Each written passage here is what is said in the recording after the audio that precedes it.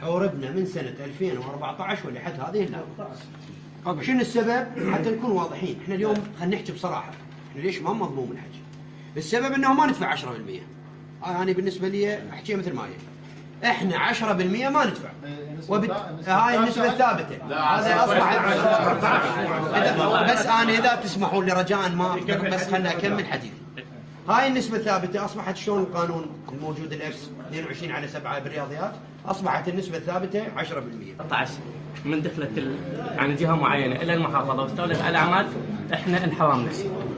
أكو تعليمات الإسفلت ما يدخل من خارج المحافظة، الإسفلت يجي بالليل من التشفل يروح الأفل إلى أقصى منطقة، لا فحوصات لا يعني أكو ما نقدر نحكي بها هسه.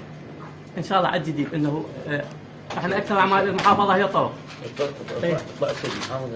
اي نعم. اي احنا اذا سيطرنا على هذا الجانب، وانا عندي ملف ان شاء الله ممكن عندي ملف ساعه المحافظه. انت عضو بهيئه الاستثمار. اي نعم صحيح. اكيد راح يصير بيناتنا ايضا ان شاء الله. اخرى. وعندي ملف جدا مهم، هذا الملف معروض امام النزهه، اريد اعطيك نسخه من عنده.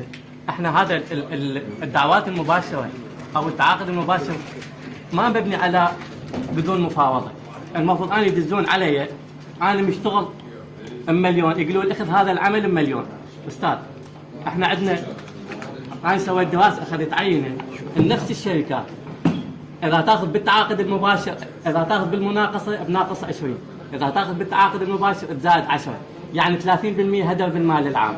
زين أنا إذا أحسبها على 70 مليار عندي هذا عندي حالات ال 21 هذني، إذا أحسب 30% على 70 مليار يعني 31% من الموازنه. احنا ان شاء الله على الجديد اذا صار تعاقد مباشر اكو شيء اسمه مفاوض. انت ماخذ ناقص 20 عديك تاخذ بزائد 10، 30% راح تجيب الفائده. هذا الملف جدا مهم. انا اعطيك نسخه من عنده. انتم كلكم الان تحكون عن موضوع ابتزاز وعن موضوع وضع نسبه واخذ نسبه من قبل بعض الموظفين، من قبل الفاسدين، من قبل السماسره. بس للاسف الشديد احنا لحد الان ما اشرنا لنا شخص واحد ابد. يعني مجرد هسه اذا ادوي واحد من عندكم اقول له تعال من اللي اخذ من عندك؟ انا احلف لك بالقران اقول لك ما دافع، انت هاي قانون. انا قصدي هاي احنا هذا الكلام ماكو فائده بحديث.